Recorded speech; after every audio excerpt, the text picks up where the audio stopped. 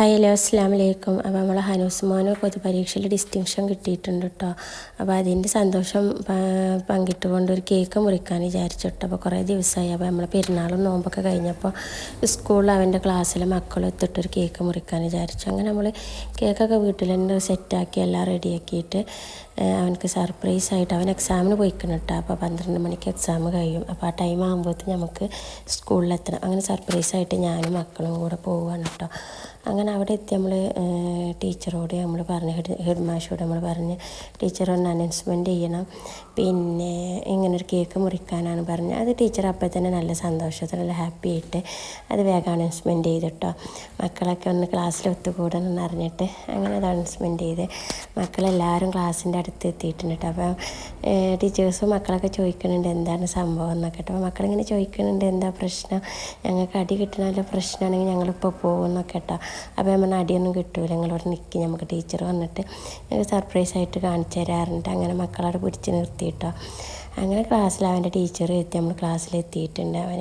അവനും ഹാപ്പിയാണ് കേട്ടോ. ഹനുസ്മാൻ ആകെ അന്തം വിട്ടുകയാണ് കേട്ടോ. ഞാനിങ്ങനെ വരുന്നൊന്നും പ്രതീക്ഷിച്ചിട്ടില്ല. അപ്പം അവനക്ക് ആഗ്രഹം ഉണ്ടായിരുന്നു കുട്ടികൾക്ക് മുട്ടായിയോ ലഡുവോ കേക്കൊക്കെ കൊടുക്കണമെന്ന്. പക്ഷേ നമ്മളൊരു പ്രയാസം കാരണം അങ്ങനെ വാശി പിടിച്ചിട്ടൊന്നും ഉണ്ടായിരുന്നില്ല. പക്ഷെ അങ്ങനെ അവനും അവൻ്റെ ടീച്ചറും കൂടി ഉണ്ട് കേക്കൊക്കെ മുറിച്ചത്. എന്നെയും വെച്ചിട്ട് ടീച്ചർ ഫോട്ടോ ഒക്കെ എടുത്തു കേട്ടോ. അങ്ങനെ എല്ലാം ഹാപ്പിയാണ് കേട്ടോ. അവനക്ക് ഭയങ്കര സന്തോഷമാണ് കേട്ടോ. അവൻ്റെ ഫ്രണ്ട്സുകളൊക്കെ ഒരു മുട്ടായി കൊടുക്കുകയെന്ന് പറയുമ്പോൾ ഭയങ്കര സന്തോഷമാണ്. അപ്പോൾ വീട്ടിൽ നമ്മൾ പിന്നെ വേറെ കേക്ക് മുറിച്ചു കേട്ടോ.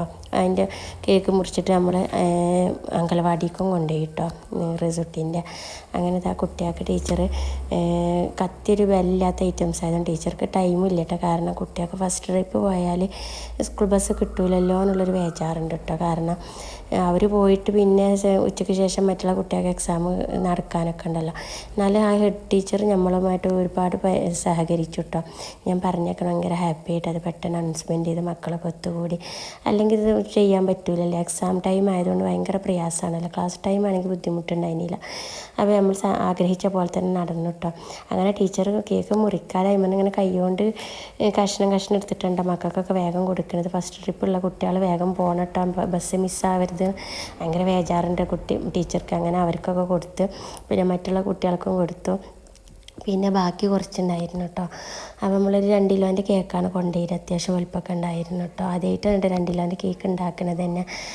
റിനുവാണ് ഉണ്ടാക്കിയത്. പിന്നെ അതിൻ്റെ ഡിസൈനും മറ്റേതും ഐസിങ്ങൊക്കെ ഞാൻ ചെയ്തു കേട്ടോ. പിന്നെ അനുസ്മയുടെ പേരൊക്കെ എഴുതിയതൊക്കെ കൺഗ്രാജുലേഷൻസ് ഹനാൻ എഴുതിയിട്ടുണ്ട് കേട്ടോ. അങ്ങനെ അവന് ഭയങ്കര ഹാപ്പി ആയിരുന്നു കേട്ടോ. അങ്ങനെ മക്കൾക്ക് കൊടുത്തതിൻ്റെ ബാക്കി ടീച്ചേഴ്സിന് കഴിക്കാൻ വേണ്ടി സ്റ്റാഫൊക്കെ ടീച്ചർ കൊണ്ടുപോയിട്ടോ. അപ്പോൾ അവർ അങ്ങനെ എല്ലാവരും ഹാപ്പി.